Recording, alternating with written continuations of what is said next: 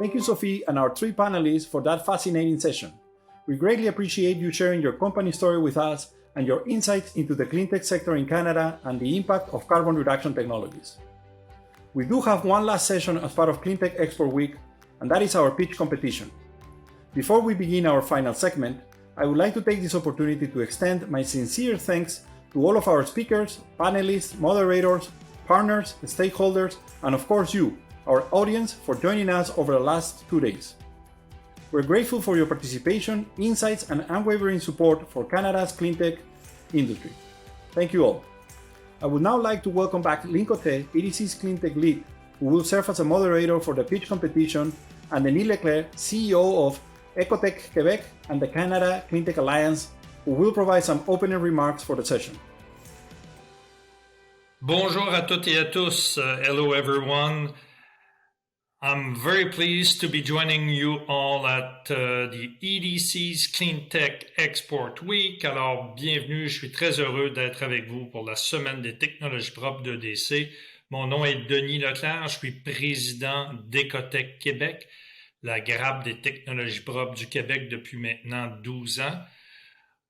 So I'm the CEO of Ecotech Quebec, the Quebec Cleantech Cluster, since, for the last 12 years now. I'm also chair of Canada Cleantech Alliance that regroups several organizations across the country that are sharing the same vision, which is to accelerate the transformation of our economy in order to have a greener and more sustainable economy in Canada. Alors, je suis également le président du conseil d'administration de l'Alliance Canada Cleantech qui regroupe différentes organisations à travers le Canada, alors qui partagent la même vision d'accélérer l'innovation et bien sûr transformer notre économie pour qu'elle soit encore plus verte. Alors, j'ai le plaisir de démarrer cette pitch, cette compétition de présentation éclair, alors qui est l'aboutissement finalement de la journée de cette semaine de technologie propre. So I'm pleased to kick off this Cleantech Export Week pitch competition. You will have the opportunity to discover some innovative technologies. It is very important that we broadcast them in order to raise the interest of potential users, industry, manufacturing, municipalities, and many others. It's essential to make sure that we know what type of clean tech is available for these industries. Alors, vous allez avoir l'opportunité de découvrir des technologies propres, des propositions de technologies propres qui vont être utiles au niveau des utilisateurs, que ce soit des industries, les manufacturiers, les municipalités également et plusieurs autres. Alors, merci beaucoup EDC pour cette belle opportunité.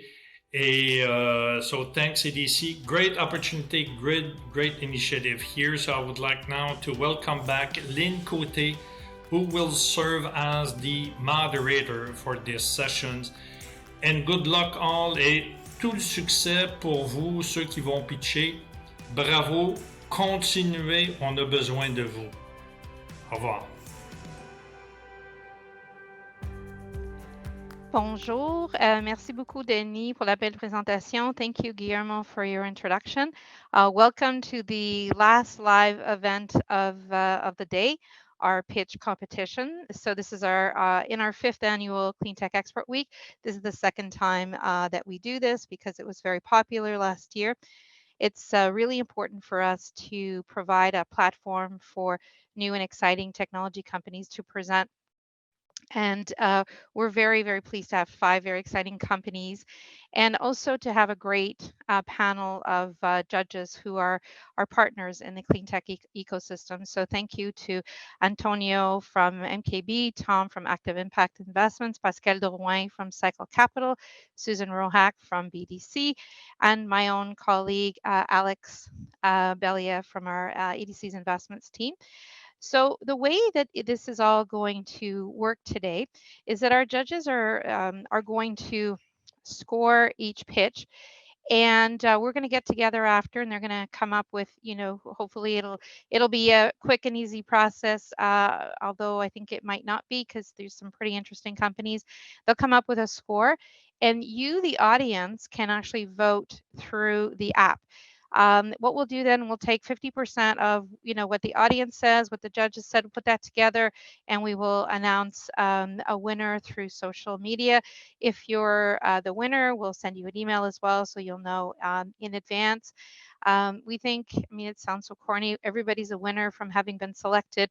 We were sent a number of lists of potential companies to pitch from all our industry partners, including Ecotech Quebec, and we picked the 5 that we thought were, the most diverse parts of clean tech, and who were, had a really interesting and new and novel clean tech application.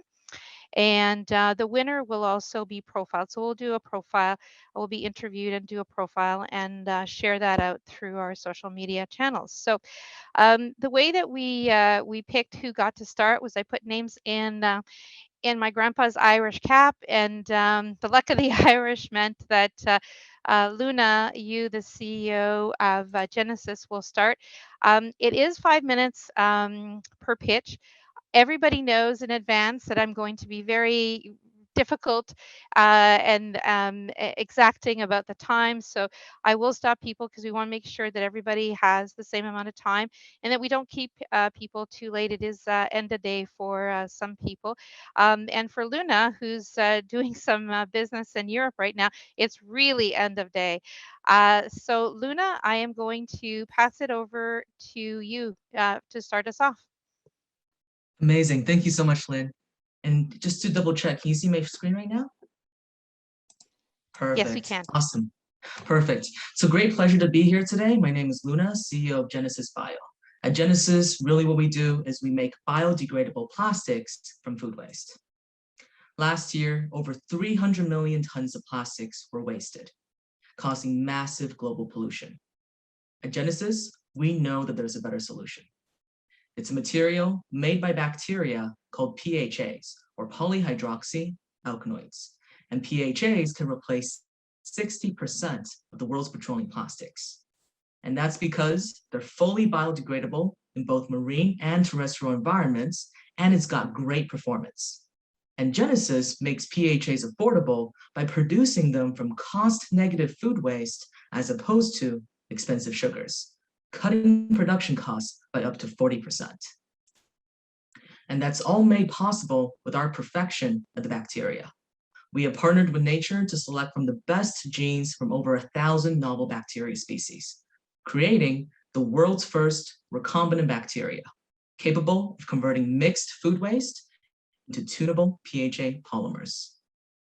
And to penetrate the market, we're first starting with flexible PHAs, because flexible PHAs are very difficult to make from pure sugar feedstocks, and they currently retail at 5 to 7 times higher price point than rigid PHAs. But at Genesis, we can make both rigid and flexible PHAs at the same cost using food waste, giving us a unique advantage in this ultra premium market. We also have a very unique approach to scaling up our technology. Instead of building huge production plants that takes hundreds of millions of dollars to set up and up to 5 years to permit, we will instead piggyback our technology on the existing infrastructure of biogas plants, who already have very similar equipment, process, and permits that we need. And this model will allow us to scale 5 times faster within a fraction of the costs. And that's no longer just a pipe dream. Recently, we were awarded a $6 million project from Engine to integrate our technology with one of the largest biogas plants here in Canada. On the other hand, our customers also love our PHA products. Just in the last 12 months alone, we went from pre-revenue to now closing more than $1.2 million in R&D fees today, paired with $10 million in purchase orders. And many of these customers that we have are Fortune 500s who currently sell hundreds of millions of units of products that we'll be replacing on the market today. In other words, our production capacity is completely sold out for the next 2 years. And in fact, we recently just established a subsidiary here in Europe to better serve our customers and bring forth the next generation of bioplastic solutions. Our secret sauce, an award-winning team. Our COO and I have both built profitable companies, and our CFO co-founded a $300 million bioplastic company, NatureWorks, which spun out of Cargill Dow. And our directors have decades of experience in scaling technologies, and our team of 25 engineers and scientists has won many awards, including first place in the Quebec engineering competition. In terms of progress, we're also unrecognizable from when we first started back in 2017. Back then, we didn't have enough money to even afford expensive bioreactors. So we ended up building them ourselves out of rice cookers. Today, we now have a 7,000 square foot pilot facility with state-of-the-art equipment and have also achieved industrial scale validation at the National Research Council of Canada. We've also been able to raise more than $11 million to date at a 2-to-1 funding ratio from dilutive to non-dilutive sources. And this is Genesis Bio, making biodegradable plastics from food waste. Thank you. Well, that was a great start, Luna. I didn't even have to give you the warning. You were perfectly on time. So well done. So I'm going to pass it over to the judges and start one by one with your questions for Luna. I'll go ahead and start. Luna, fantastic presentation. You set the bar high for all the others that have to follow you. Quick question on the feedstock that you're using. I understand it's waste, food waste, and we've seen recently lots of different types of business plans that involve the feedstock of food waste. I'm wondering if you've contemplated where you're getting that and if the volumes are there to keep up with the demand for your product. Oh, absolutely. Great question. So right now, there's actually over 1.3 billion tons of food waste that is wasted every single year, right? And most of that actually right now goes to a landfill because that's the cheapest way of getting rid of them.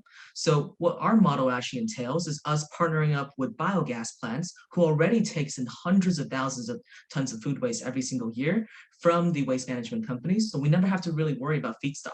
And the more that our technology grows, that means that the more of the 1.3 billion tons of food waste that we can convert to PHAs.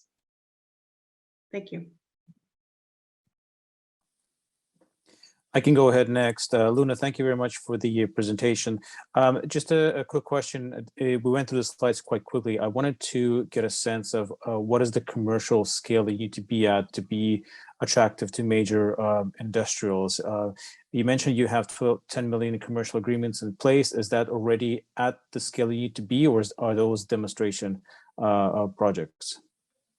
Yeah, good question. So those $10 million in purchase orders are essentially revenues that we can unlock at any point in time, so long as we have the volumes, right? Right now, our biggest bottleneck is that we actually just don't have the internal production capacity. So one of the things that we've done recently is actually raise a small round of financing, as well as get the engine project to actually scale that up further, where we'll be actually integrating our technology with a biogas plant here in Canada, Stormfisher, as well as the reason why we're currently in Europe right now is we're actually trying to scope out an even larger plant here in Denmark and see if we can even do that faster for our clients.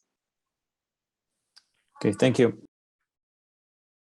So I'll jump in here. So what's your long-term business model? Because right now it seems like you need to sort of develop that capacity. I understand that you're moving into existing biogas infrastructure, leveraging their facilities to produce more. So is that your go-to-market strategy for the foreseeable future, or is there something else in the wake of all this? And second sub-question to that is, if you're going down that route, what measures are you taking to protect your intellectual property? Great questions. So the first question is in terms of our long-term business model. Our long-term business model is one of similar to licensing. So right now in the biogas industry, they're actually really familiar with this model already. Most of the biogas technology in North America has been licensed from Europe, right? We're going to be adopting the same model with our technology, where they pay for all the CapEx as well as the OpEx, and they pay us an upfront licensing fee, plus recurring royalties on the product sales. Right? That's in the long term. And in terms of your second question, which is, sorry, Ashley, can you remind me your second question again, please? Yeah, I was wondering, because you're going down that route of, using someone else's infrastructure to produce your product, what's your strategy to protect your intellectual property? Right, great question. So right now we have actually 3 key sort of lock and keys in our intellectual property, not only process innovation patents, as well as metabolic engineering patents on our engineered bacteria, but also trade secrets, as well as resin formulations. So all 3 of these sort of combine to really have a multiple lock and key system on our core technology. Plus, in the long term, we really believe that the future of our industry really lies in synthetic biology. So the sooner that we can have next generation bacteria, the better the performance that our clients can also get for free, so long as they stick with us. Great, thank you. Okay, oh, go ahead, Tom. Can I throw in one last question? Yeah, go ahead. Okay, thank you. Luna, how do you think about sort of the challenge of getting a cost parity with commodity-based plastics? As I understand it, you aren't there yet. So, like, you know, where will you be selling in the interim, and how do you get to that cost parity, or can you?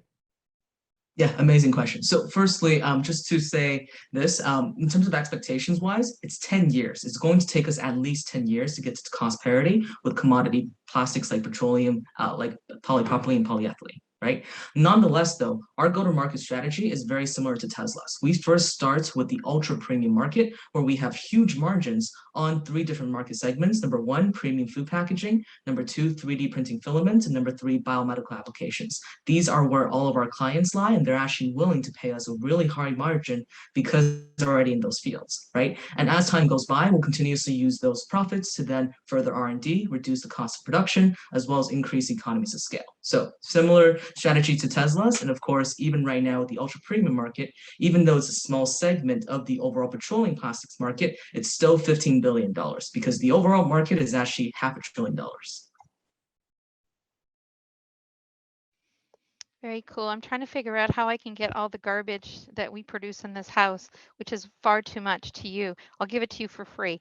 If you can come pick it up, and we seem to have the most of anybody on the street, and the compost. You know, thank you very much, Luna. We really appreciate your participation, and good luck with all the meetings that you're having in Denmark. So we move over to Greg from Overland Sciences. Overland is actually based in Halifax, Nova Scotia, so representing for the East Coast. So Greg, we're going to get you on, and you can share your screen, and I can see it. So I'm starting the timer, and Greg, you are on. You can see my screen? I can. Excellent.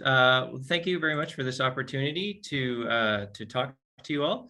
And let me just start my talk here. So Oberlin Agroscience is a black soldier fly farm out here in Halifax, Nova Scotia. It was started by myself and one other person in 2017. And I'm going to give you a bit of an update of where we are and where we're headed. The reason we're doing this is that the globe, amongst many other crises that it's facing right now, one of them is the protein crisis. And this is due to the fact that we have a rising population. And as the global population is more and more are coming out of poverty, more people are demanding higher quality proteins. And this is really driving the demand. We see this in the rise in fish consumption, and as well in North America, particularly, most of us have a pet. I have a dog and 2 cats, and 20% of our current meat production is going into pet foods. And along that, there is a rising demand for sustainably sourced proteins. So why the black soldier fly? The black soldier fly is incredibly efficient at converting organics, pretty much any organic, into biomass. It has a very short growing cycle, 13 days from egg to full-grown larvae. It grows 8,000 times its size in those 13 days. It's an excellent source of protein, at about 50% protein by weight when it's dried, and a very high mineral content. And what's really nice is currently in Canada, it's actually approved as a feed ingredient in both poultry and in salmonid feeds. So the Oberlin solution is to take organics. It seems like everyone's dealing with organics nowadays, but what Oberlin really is taking is we take the organics that no one else wants. So these are the organics that we don't want to be seen, or we don't want to take food off anyone's plate. We think those organics should be going to food banks, but we really take that next tier down. It's the rotten food, the rotten apples, the rotten vegetables. We then put it through Oberlin's proprietary feed stabilization process. This allows us to silo and to to keep the food for several months, allows us to buffer against any supply chain issues upstream. We then raise our soldier fly, and we have found a home for every part of the life cycle. And you can see on the right there is a list of our current products and the current markets that we have products in. We sell live feeders to the pet market. We sell dried powder into the pet food industry. And then we are working on the aquaculture and agriculture for poultry and salmon right now. And then finally, everybody poops, including our soldier flies, and we actually sell that as a fertilizer, and that's a Overland frass. Everything that we have has a saleable home. Everything we produce has a saleable home. We are really striving to be a zero waste company. The demand for insects is growing rapidly. This is just a quick snapshot of the feed required in Canada. So you can see about 5.8 million tons of feed needed to supply all the poultry in Canada. If we follow that through and we estimate about a 20% inclusion rate of soldier fly, that leaves 1.3 million tons of space for soldier fly in the Canadian market right now. If we were to import every insect grown around the world, right now, that would only count for 9.5% of the Canadian market. And you can see there in the final circle, sort of the estimated potential market values in Canadian dollars in the Canadian market. So this is an incredibly fast growing industry, and Oberlin is happy to be there. One of the things that we need to do is we need to get to scale. This is the biggest challenge that a lot of soldier fly farms and other insect farms have had. And so we have just purchased a piece of land and we'll be breaking ground in January. And that increases our capacity from 2 to 3 tons of organics a week to 40 tons a day. From that, we'll be producing about 10 tons of black soldier fly a day. And on average, we'll have between 700 or 800 million of these guys in our facility. Bottom line, this is an energy and carbon game. And when we started, well, I have always said that we need to reduce this down to an energy and carbon question and an energy and carbon problem. Oberlin really has aligned itself well with that goal. And we've aligned ourselves with 3 current UN SDGs. We're also undergoing B Corp certification, and we've done our preliminary application for that. And then we also have custom internal software that measures everything that we're doing. Because if it isn't measured, it isn't done. And so this is really important for us. We want to be able to measure and be transparent on what we're doing. This shows up in our current facility, where we are making actually strategic decisions to be very efficient on energy use and water use and other resources.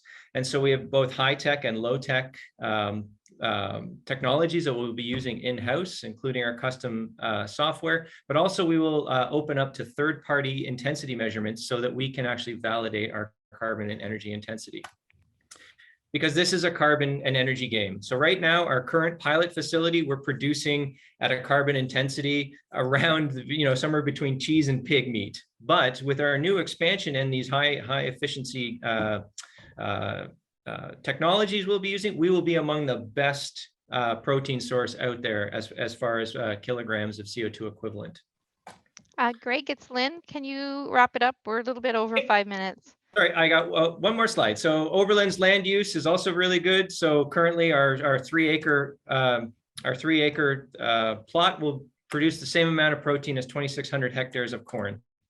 So why are we doing this? Protein crisis is global. Food waste is everywhere. Byproducts are everywhere. So Oberlin will expand beyond the Atlantic Canada in the future, and the insect industry must scale to help meet the global hunger. So thank you. Sorry for going over time. That's all right. That's all right. Luna bought you some time. You can thank her. So I'll pass it over to the judges to ask some questions. Maybe I'll start. So Greg, thanks for the presentation. I was hoping to see an application for human consumption of fly protein, maybe in your next presentation. Can I address that actually? So Go ahead. It's the number one question I get all the time is when can we do straight to human consumption? And while it is possible, my wife and I have tried it, and the soldier fly, it's terrible. It's absolutely terrible. But my dog loves it, and the salmon love it, and the chickens love it. So honestly, that's where we're really focusing on. If I can make it taste good, then we will be selling that too. All right, and I'll be buying. So I guess your products have a high risk of commodification. how do you make your how does your value prop, or how do you make your value prop fare better than the competition? I gather scaling up is actually part of the answer, and if so, how much will it cost you to scale up? Yep. So our current, you're right. The commodity is that's the issue. Is we are trying to offset fish meal, and fish meal is a commodity. It's traded on the world market. Its prices are rising dramatically because there are fewer and fewer anchovies out there, and the protein, as I said, the protein crisis is so deep that there is more demand for this.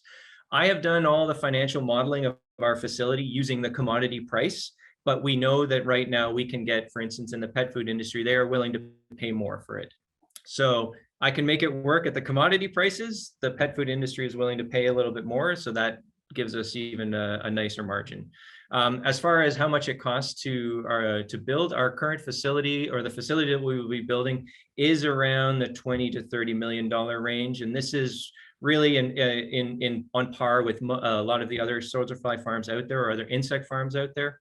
Are sort of in that range. And we're sort of going to be a mid-scale. There are some larger ones out there, particularly in China. But as far as in Canada, there aren't too many large ones around yet. They're coming. Thank you.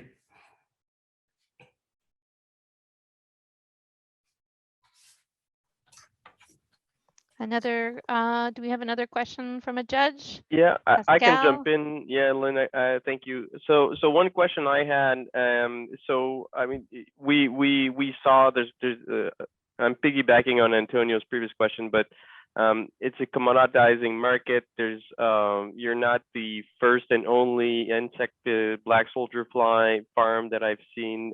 So what is the key differentiator of your approach to this relative to the others? Yep. So a key differentiator we have is our waste stabilization upstream. So that allows us again to buffer against the input, the feed input. The other is we've spent more time focusing on feed input than we have on the output, because really that is the biggest risk to scale, is can you guarantee feedstock on the input side? And we really have spent a lot of time and developed solid partnerships on that end of the scale. On the other side, I mean, we have right now we have our first patent all the way through to PCT, and we have 2 more patents that we'll be filing.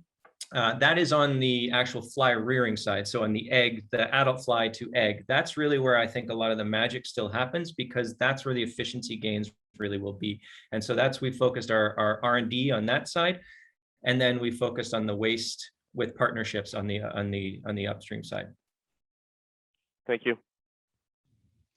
Great, thank you very much, Greg. And now we're going to go to Montreal, and Mahmoud from Calogy. Sorry, I'm not saying it right. So we're going to leave the food to go into to mobility. So Mahmoud, over to you.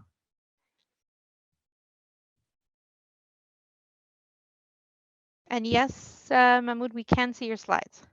We just can't see you.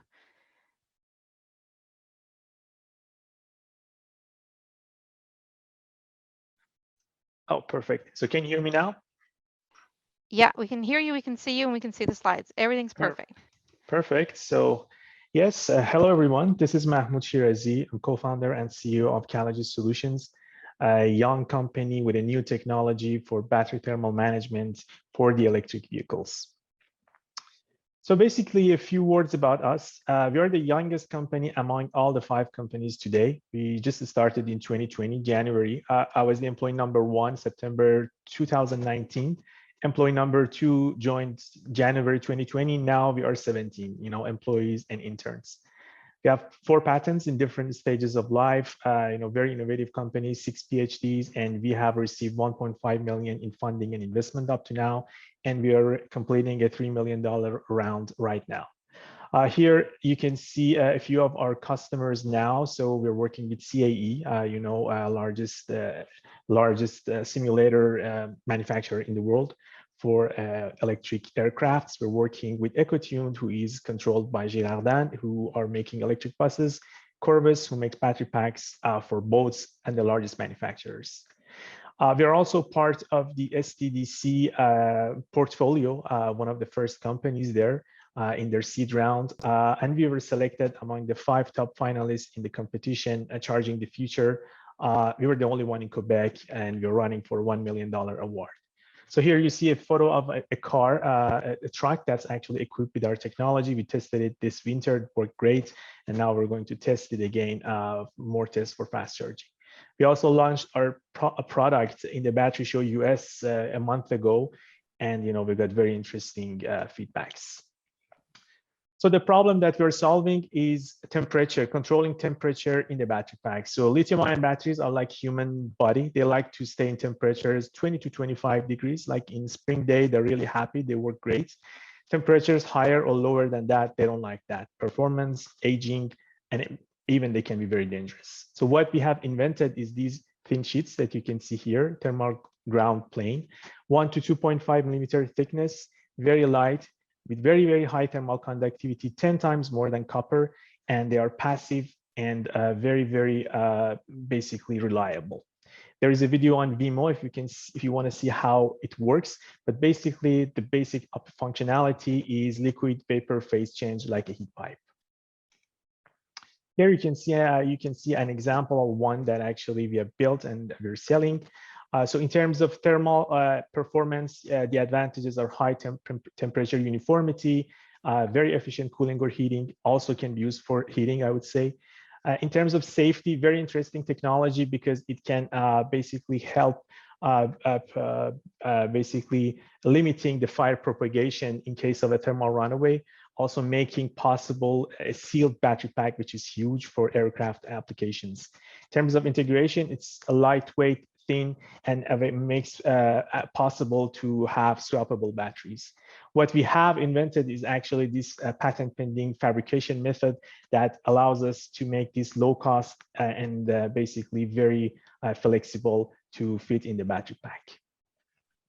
So the value propositions for a customer, first of all, in terms of safety, as I said, sealed battery pack in case of thermal runaway, fire propagation, in case of thermal runaway, very huge advantage. Range anxiety in winter, because we provide a uniform temperature in the pack, we can decrease the amount of energy that's required for battery self-heating, and that can add 20% to driving range in winter conditions. We have tested this in winter in Quebec. In terms of price, because we decrease the battery aging, you will need less cells to begin with for the battery pack, and that can lead to 5 to 10% cost saving. And in terms of fast charging, it makes it possible to have a very efficient fast charging system in even very hot conditions. In terms of market validation, we have been working with many big names and talking with them. We have joint development for basically we're working right now with 4 large aircraft manufacturers for their electric propulsion projects. We're working with bus manufacturers, Project Arrow in Canada, aircraft. You know that everything is getting electric, so everyone, they have the same challenge, and everyone comes to see us. We have a very unique expertise, a very unique product, and people are noticing that. We have partners in South Korea, we're talking with people in Europe, and we have started to have sales a few months ago. So thank you very much for your attention, and thanks for your time.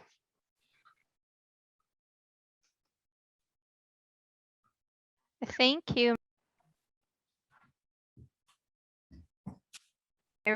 I had to thank you very much for keeping it even under time, and very, very interesting technology. So I'm going to pass it over to the judges. It looks like Antonio is going to be first. Okay, so Mahmoud, thanks for that presentation. You're certainly trying to solve a very, very important problem. I know it's a bit premature, but in terms of your go-to-market, where do you see your company focusing, or where the interest is most? Is it in stationary power? Is it kind of logistics or passenger vehicles? Where do you see it going? Yeah, it's a very good question, actually. So our market segment focus right now is the commercial electric vehicles, including trucks, buses, recreational vehicles, and the niche applications like aerospace and electric boats. The reason for that is that production volumes are smaller in these markets, And it's much more realistic for a startup to want to enter those markets and provide technology. Passenger vehicles, we want to do that, but later in time, because even talking with bigger players like Ford or Tesla, we need to be able to make millions units of a TGP per month, and we're not there. We cannot do that right now. And in terms of basically starting point, we are focusing on aerospace right now, because we have shown in the test that our TGP technology has a very, very good performance with air cooling, the same as well as actually liquid cooling, which is like the classic concept in the EV right now. And for aircraft, for aerospace application, air is the natural solution for everything. So we are seeing a lot of interest from them, and then we're going towards more and more applications in the commercial EV market. Thank you. Perhaps I can jump in with the next question. Thank you for the presentation. It seems like a very simple solution, and I'm curious, what does your competition look like? Who else is doing similar technologies, and how do you differentiate from them? Yeah. So indeed, the basic fundamental technology is very simple, but making it low cost and lightweight to be competitive in the automotive market is key. And that's why people haven't been able to do that. And we can do it because we have invented this new manufacturing method. The other competing technologies are obviously cold plate technology that, it's being made by Dana, and air cooling solution, which is being used by Nissan Leaf. Air cooling classic solution hasn't performed well up to now. Liquid cooling is okay, but people use it because it's very low cost. The edge that we have compared with them is the combination of TGP with air cooling is, as I said, very, very high performance. And that allows you actually to have a system that is extremely low cost in the system level. So you just need a fan, a heat sink, and TGP. Whereas for the liquid cooling, you need cold plates, pumps, radiators, piping, all those things. And price is the key in the automotive market. So that's the first thing that we hear from the customers, and that's why we think we have a huge advantage in terms of cost. Thank you. Any other questions? Oh, Tom, go. Thanks.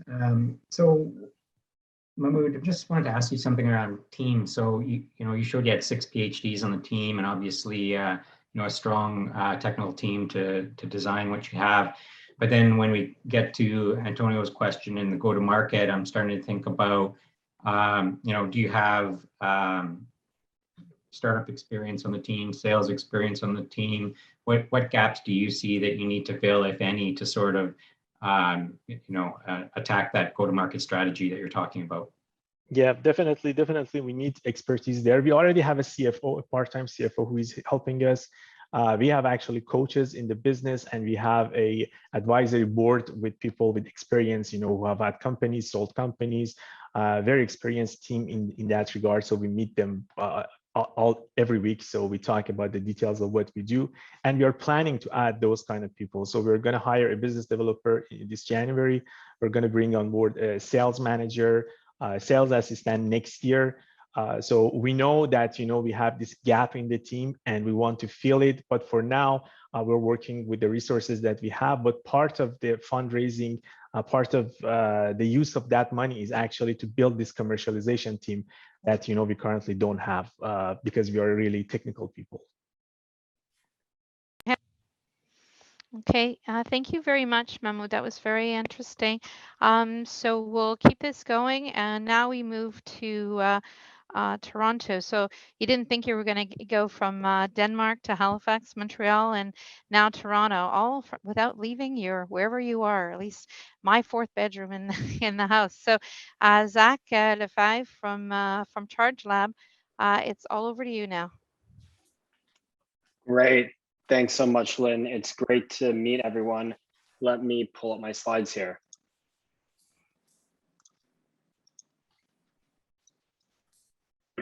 Is everything coming through? Awesome. Yeah. Great to meet everyone. I'm Zach, and I'm the CEO of Charge Lab. Charge Lab is the operating system for EV chargers. We are solving smart EV charging at scale. The reason we're building this business is because in the past few years, every auto OEM has pivoted to embracing an all-electric future. So really the hard part of electrification is no longer getting the auto manufacturers to build EVs. It's figuring out how to transform our energy system to eventually support 1 billion EVs with as many as 200 million new vehicles coming online or coming to the roads in the next 10 years. And the reason this is such a big problem is because one EV at a 350 kilowatt DC fast charger can put more pressure on the electric grid than 100 single family homes. And with the new megawatt standard for charging electric buses, a single bus could consume up to 4.5 megawatts. To give an idea of that scale, the Empire State Building in the middle of summer, when all its AC is running and it's peaking its electrical demand, uses about 10 megawatts. So the power of the Empire State Building being pumped into 2 or 3 buses. Beyond the absolute demand pressure this is going to put on the grid, petrol vehicles also use 2.5 times more energy than all of the electric power in the US. So if you look at energy stored in petroleum, we burn twice as much energy to move our vehicles around as we do for, yes, electric heating and cooling, but every data center, every movie theater, all of our electric grid needs. And so we have 2 options to support an all-electric future. The first is investing trillions of dollars in new power gen, transmission, and distribution, which we will probably do to the tunes of tens of billions of dollars, but it's going to be insufficient for the amount of EVs that are coming on the grid. So we will need to rapidly adopt an open and interoperable smart charging platform. And that's what ChargeLab builds. We are the Android of EV charging. We don't build any hardware, but we help top manufacturers like ABB, EVBox, and Siemens go to market by providing them with excellent software to enter the smart charging market. And so the Apple of this industry is kind of Tesla. They're fully vertically integrated. ChargePoint is a big publicly traded company that builds their own hardware and software and is, I would say, is kind of like BlackBerry. We're Android. We don't build any hardware, but we run on all of these different devices. And once these devices are connected to our cloud, we make it easier for end users to interact with the chargers. We provide fleet management capabilities, building management capabilities, and most importantly, we're providing the most flexible API for third parties to integrate EV charging into whatever application they have, typically building, energy, fleet management related. Our software is used across a range of use cases from single family to workplaces, public spots, fleets. And the most important features beyond just connecting and monitoring these devices are billing, so we can help building owners who deploy EV chargers collect revenue from people who visit the building. We do power management to enable buildings to install more EV chargers on a limited electric supply. Pretty much every building in the world has limited electric capacity, so power management is huge, and a range of other features. Just a really quick example of our product, you can actually scan this QR code with your smartphone camera right now, and it'll pull up our web app. When you pull up to one of our chargers, there's a QR code, you scan it, and you can get all the information about that charger, you can interact with it. But this is just one of our EV driver-facing products. We are a B2B business. We also have enterprise dashboards, fleet integration features, and other kind of enterprise level products. Our quarter-over-quarter growth is 123% for the past year. So we're doubling the number of new chargers we put in the ground every quarter. And we're really excited that some customers are actually starting to take out more rigid closed systems and put in our open system instead, in particular customers who need API access and enterprise operators who want more control over the EV charging infrastructure. This is a rapidly growing market. I mean, it's an okay sized market today, but it's going to become absolutely enormous. There's about 15 million chargers deployed around the world today. That's going to balloon to 200 million plus by 2030, and eventually over 1 billion ports. And we can earn recurring revenue from every one of those. So I'm up on time. We're the Android of EV charging. We've got a great team. We've raised $6.5 million from these great investors, and would love to answer any of your questions. Thank you very much, Zach. That's super interesting as we we look to the proliferation of EVs, and we're going to have to charge these things. And very interesting to see on the charge load. I've not seen that before. So yeah, you're solving a very cool problem. So over to the judges. Hi, Lynn. I have a question for Zach. Zach, great presentation. Just a quick question on the software revenue model. How are you going to generate revenues? Yeah, so there's already a kind of industry standard that's been established.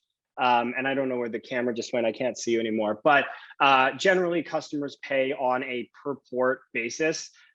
So enterprise customers pay us per port per month to have their chargers connected. Okay. It's essentially a SaaS fee. So maybe I can go next. So Zach, we are also very bullish on EV proliferation, as Lynn said, and you got to put the cart before the horse. And all of the good work that you're doing is actually accelerating that whole EV adoption. I think you have an excellent strategy to actually focus on the wedge, to be the ghost in the machine with the software bit between kind of the end user and the hardware providers. You showed a lot of use cases, but which ones do you think will create the most value overall? I guess Susan, you've explained to Susan your revenue model, but which is it the payment clearinghouse? Is it the energy management or the demand response? Where do you see the value being created most? Yeah, you hit the nail on the head with the two biggest problems customers tell us about the most. One is being able to bill users, and in the fleet case, being able to track costs, understand how much their fleet is costing them. And the second is power management. Those are going to be the two kind of killer apps. You know, there are vertically integrated EV charging companies like Volta. You might have seen in the US, they have these advertising screens. And so you're going to put a Volta charger at a Whole Foods or a Loblaws, but you're not going to put one in your fleet depot or your condo building. The reality is, you know, a big part of our go-to-market is working with these device manufacturers, the ABBs, the Siemens of the world, and they want to sell hardware into every use case. So our software is going to be suitable for all these use cases. Though to date, probably the biggest pickup we've had would be commercial, multifamily, and fleets.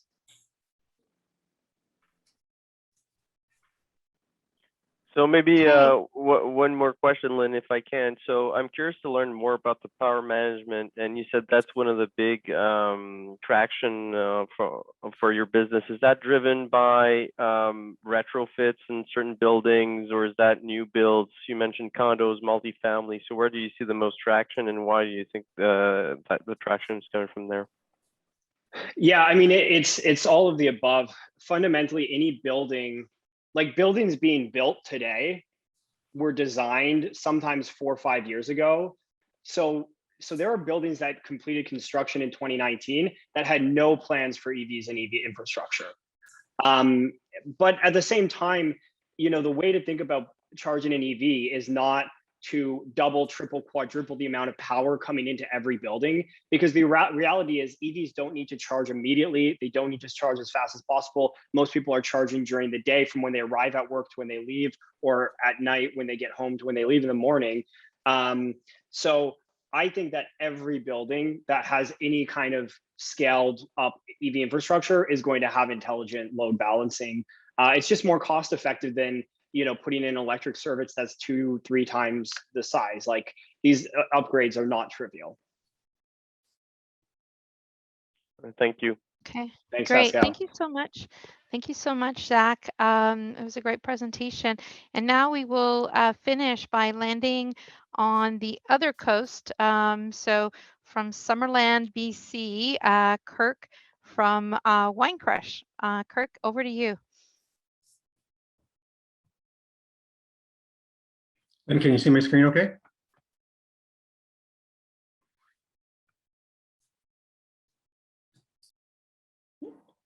All good, Lynn? Yeah, you're good to go, Kirk. We can see you and we can hear you. Very good. Thank you, Lynn. Hi, everyone. My name is Kirk Moyer, and I'm the CEO of Wine Crush. Let's start with the most important question, why? And I think we all know that transformation is coming to our global food chain. So really the question is, why now for Winecrush? So in addition to validated impact on reducing food waste and related greenhouse gas emissions, we have the opportunity to put a tremendous amount of calories back into the food chain with no additional agricultural load. And we have the opportunity to have a material shift left effect on the alternative protein market. So of course, that alternative protein or plant-based food industry is our target market. So when you look at the deficiencies and the gaps they're trying to close, this is in fact, it's not our list, it's from Boston Consulting's March 2021 report on food for thought. It's a really long list of deficiencies. And when you look at what Harvard Health is saying, to paraphrase their bottom line, plant-based food is good for the planet, but not always good for our health. So that's where we come in. Winecrush is in the business of transformation. That is the upcycling of agricultural side streams, starting with the wine derivatives and turning them into high performance flavor enhancers with alchemic powers. So we're setting the bar pretty high with alchemic powers. One example is being able to reduce the sodium content in a typical plant-based food formulation by up to 80%. Another example of that alchemy is being able to extend shelf life of many food categories by up to 60%, thanks to the antioxidant properties of the polyphenols found in our food ingredient. So of course, we face significant competition, generally single function ingredients, but when it comes to multi-function ingredients with outstanding price performance and outstanding nutrition, we're quite unique in the marketplace. And that's a result of our focus on ultra low cost fermentation. So we see that as a massive competitive advantage for us. Compared to alternative processes, we save about 90% of our cost while delivering a much better product, about a 2x nutritionally better product, which also addresses some of the astringency and bitterness associated with typical drying processes. And again, this is all subject to protectable IP. We've been at this for 4 years. We have a number of patents on file already, including 2 international patents. And of course, that's complemented by a focus on trade secrets focused around our secret starters. And we'd be happy to talk more about our intellectual property under non-disclosure. We also see our focus on agricultural sustainability to be a significant competitive advantage for us. So when you do the math on winery derivatives alone, it's a 50 megaton per year problem. So what that means for us on the ground is, of course, our feedstock is very, very plentiful, but it also means that our supply partners are very, very motivated to address their carbon footprint problem. We'll talk more about that later. So turning to our business model, it's very simple. We're in the business of selling food, which is priced on a per kilogram basis. 2021 has been all about validation of our product and application, validation of our pricing, and validation of our process. We're currently operating at a 50% gross margin. Through 2022 and 2023, we're going to be optimizing that gross margin, getting it higher. And by 2024, we'll be expanding to other geographies and other agricultural side streams. So of course, the best form of validation is traction in the marketplace. And I'm happy to say that we have significant traction in the marketplace. We have purchase orders on the order of $200,000 with another $400,000 in purchase orders pending. We're designed into 15 SKUs already across 5 different plant-based food brands. We also have a significant international traction. We already have 1 customer going live in Australia. We have a number of other large prospects, including 2 in Chile, and we have 2 distributors at letter of intent stage in the US and in the UK. And as I mentioned before, we have a large wine producer in Australia working with us to design a pilot project, again, to address their carbon footprint problem. So we'll do about $100,000 to $200,000 in revenue per year. That will be about $2 to $3 million by next year. And by 2026, we'll be heading towards $50 million. We've proven ourselves in a wide variety of food categories, as I've listed here. That fact, coupled with the fact that winemaking is truly a global enterprise, means we have a very, very scalable business opportunity. But sticking with the theme of scale, here's what Boston Consulting and Blue Horizon indicate is the long-term growth trajectory of the plant-based food industry. So this is a 14% CAGR from 2020 through 2035.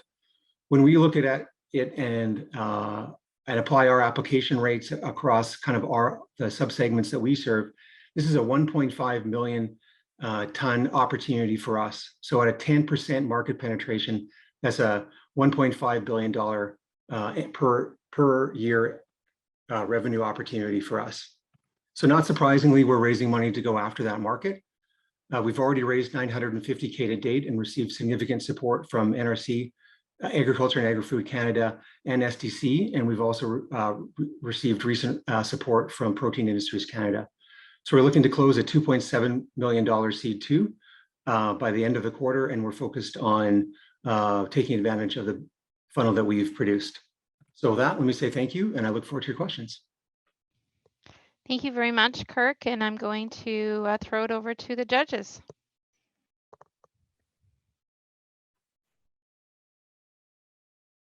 Hey, Kirk, nice to see you again. And just wanted to ask you, when you think about a competitive advantage, like when you're talking to your customers that you've got purchase orders with so far, and the ones in your pipeline, are you finding that you're getting the most sort of support based on flavor enhancement, or is it salt reduction, or is it GHG emission? Like, which of those things is really getting their attention that makes them want to purchase? Yeah, sustainability is an interesting thing for them, Tom. Sustainability associated with their brand is important, but they actually want to produce a product that tastes good. So flavor enhancement is critical. We've actually found that we're quite the yin to pea protein's yang in terms of addressing bitter notes. So we're working with 4 different pea protein providers, and we've proven applications with each of them. Most recently, we have done a third-party sensory test of wine crush enabled roquette burger versus a standard roquette burger, and our preference is actually north of 2 to 1. So that's something that when you talk to a food marketer, they're looking for that competitive advantage for their brand. So that's where things start. As I mentioned, it's very multifunction. So flavor enhancements, flavor masking, color, sodium reduction are all critical elements to their formulations and their success in the marketplace. Kirk, Susan here. We got to put you in touch with the folks from Oberlin. You might be the secret sauce needed to make those black fly larvae taste good. Just a quick question on your growth curve that you showed. Is that all based off of a grape-based product, or were there? Because you mentioned in your plan that you'd be introducing other inputs. Are those in those plans, or are those future plans? Well, those are future plans for us, Susan. We have a new advisor who has significant connections in the cranberry world, but we have yet to do the R&D on that, so I'm not going to come up with a revenue projection there. And to your early comment, this is not the first conversation I've had around making insect protein taste better. So we're looking for some very interesting blends in the next few years. Thank you. Okay, so we are like 2 minutes over time. So I'm going to thank all the companies who participated. I just found out I can't vote. I was just trying to see how so I could tell everybody how to do that. Thank you to our judges for participating. That went by really fast. It's going to be hard, all very interesting, and you're doing very cool things that are going to help us all in very different subsectors. So congratulations for that, and for just being like fantastic and figuring out some really hard to solve problems. So quick reminder to vote. When you go to the main page, the home page on the app, under additional resources, you have a little box called pitch voting. The voting will be opened, I think, until 11:59 this evening. So some people will be able to listen to this, because there are folks who all over the world who are listening to this. So some will be probably voting later. There is no voting for the best judge's question. I know some of you wanted that, but no, the judges, no voting for them. They all did a great job. So go ahead and vote. The judges are going to meet. We're going to talk about a few things, and that's a wrap for the live portion of Cleantech Export Week. I'm going to give a little plug for our economics report that was just published about an hour and a bit ago. So it's a great report. We're really quite proud of it. So I'll send it to folks on this call. We put it out on social media. It's a long report. It's very lots of data in there, which we're always looking for in the Canadian clean tech sector. So that's my little plug. Thank you, everybody, and that is a wrap.